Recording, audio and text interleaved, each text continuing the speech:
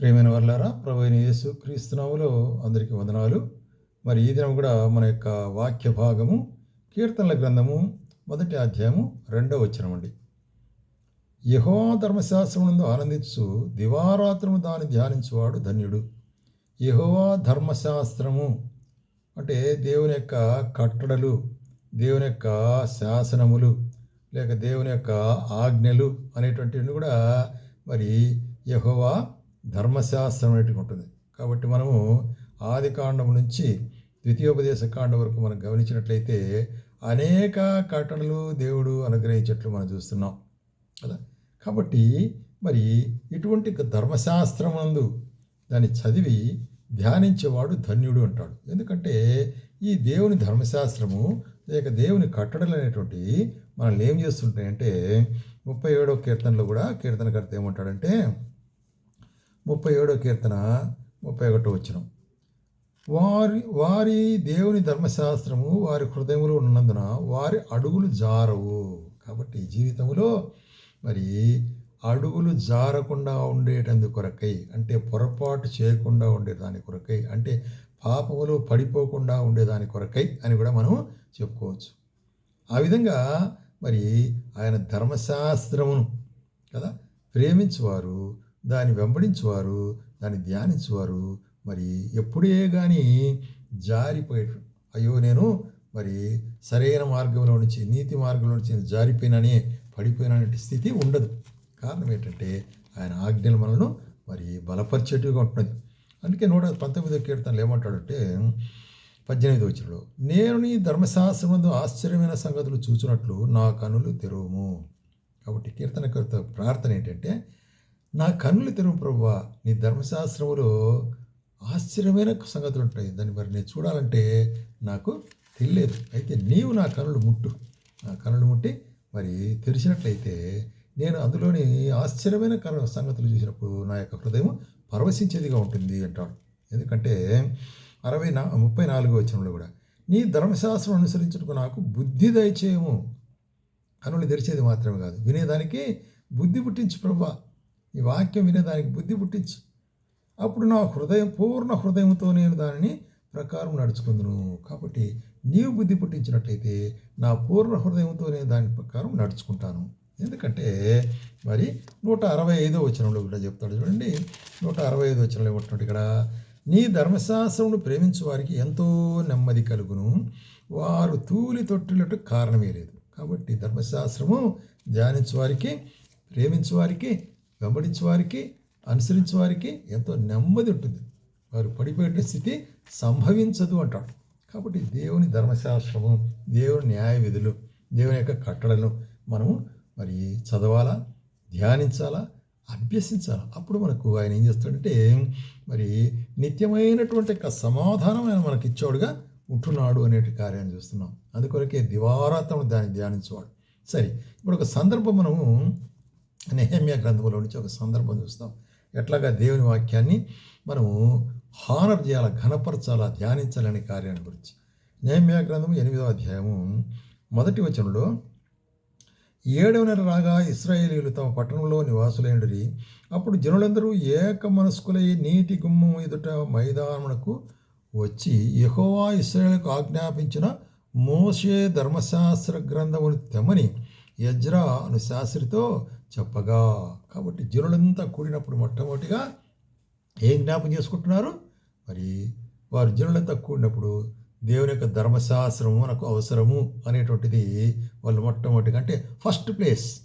కాబట్టి దేవుని ధర్మశాస్త్రమునకు మనకు జీవితాల్లో ఆయన వాక్యానికి, ఆయన కట్టడలకు ఫస్ట్ ప్లేస్ ఇవ్వాలి తెమ్మని చెప్పినారు. అప్పుడు తెచ్చిన తర్వాత ఇక్కడ ఏం చేస్తున్నారంటే మరి గమనించినట్లయితే అందరూ అక్కడ కూడి ఉంటున్నారు. చూడండి, 7వ మాసం మొదటి దినం ముందు చదవబడుతుంది. దాన్ని గ్రహింపగల శక్తి కలిగి స్త్రీలను పురుషులను కలిసి సమాజం ఎదుట ఆ ధర్మశాస్త్ర గ్రంథమును తీసుకుని వచ్చారు. అది మొట్టమొదటి ప్లేస్. రెండవదిగా ఏం చూస్తున్నాము? 3వ వచనంలో గమనించినట్లయితే మరి ఉదయం మొదలుకొని మధ్యాహ్నం వరకు నిలుచున్న ఆ స్త్రీ పురుషులు తెలివితో వినగలిగిన వారికి అందరికీ చదివి వినిపించుటకు వచ్చను. ఆ జనులందరూ ధర్మశాస్త్ర గ్రంథము శ్రద్ధతో వినిరి. రెండవది శ్రద్ధతో వినుట. అనేక సార్లు మనం వింటున్నాం. అయితే శ్రద్ధగా వినుట అనేటువంటిది చాలా ప్రాముఖ్యమైనది. కాబట్టి మనం ఎట్లా వింటున్నాము అనేటువంటి దాన్ని మనం జాగ్రత్తగా చూసుకోవాలి. ఆయనకు మొట్టమొదటి స్థానం ఇవ్వాలా. రెండవదిగా ఆయన వాక్యాన్ని మనం ఏం చేయాలా?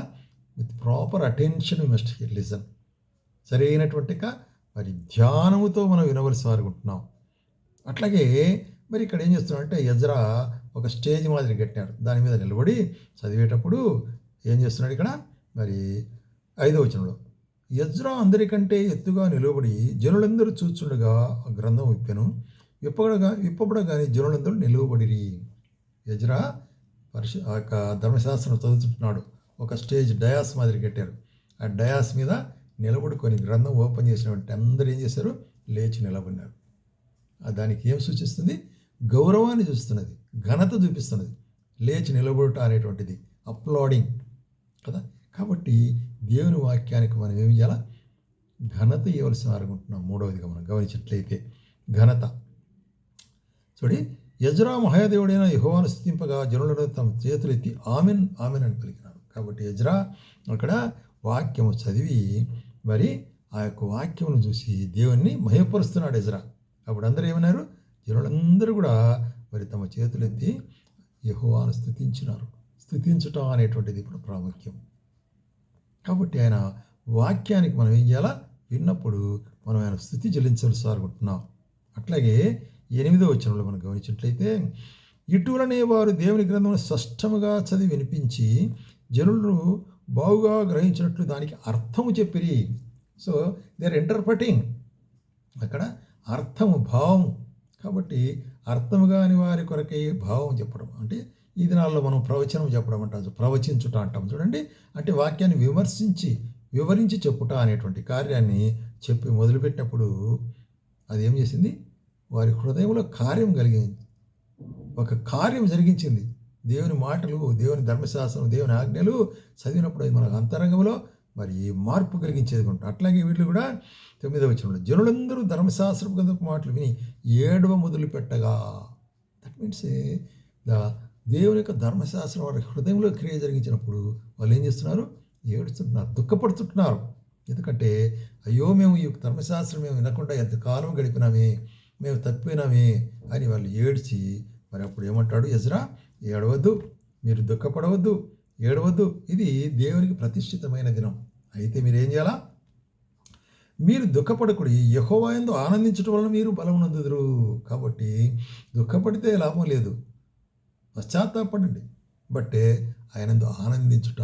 కాబట్టి దేవుని యందు ఆనందించడం ద్వారా మనము బలం పొందుతాం. కాబట్టి ప్రియమైన సహోదరి మనకి ఇక్కడ బయలుపరిచే కార్యం ఏంటంటే ఆయన ధర్మశాస్త్రం దివారాత్రం ధ్యానించువాడు ధన్యుడు. ఎందుకు ధన్యుడు అంటే ఆయన ధర్మశాస్త్రం ముందు మనకు నిత్యమైనట్టు జీవం ఉంటుంది, సమాధానం ఉంటుంది, జారిపడకుండా నడిపించేదిగా ఉంటుంది. అంత మాత్రం కాకుండా ఇక్కడ ఎజ్రా గ్రంథం, నెహెమ్యా గ్రంథంలో చూసినట్లు ఆ యొక్క దానికి హానరింగ్ వర్డ్ ఆఫ్ గాడ్, దేవుని వాక్యాన్ని మనం గణపరచాలా, శ్రద్ధగా వినాలా, అర్థం చేసుకోవాలా, దాని కొరకే ధ్యానించాలా. మరి ఆ యొక్క వాక్యం మనతో మాట్లాడినప్పుడు వి మస్ట్ రిపెంట్, పశ్చాత్తాపడాలి. ఆ విధంగా జరిగినప్పుడే మన జీవితాల్లో దేవుని వాక్యం లోతైన విధంగా క్రియ జరిగించి మన జీవితాలు మరి ఫలభరితమైనదిగా చేసేది ఉంటుంది. కాబట్టి దేవుని వాక్యము మనల్ని సమృద్ధిగా మనను నడిపించేదిగా ఉంటుంది. ఆ విధంగా నడిపించడానికి ప్రభువునకు సహాయం చేయనుగాక.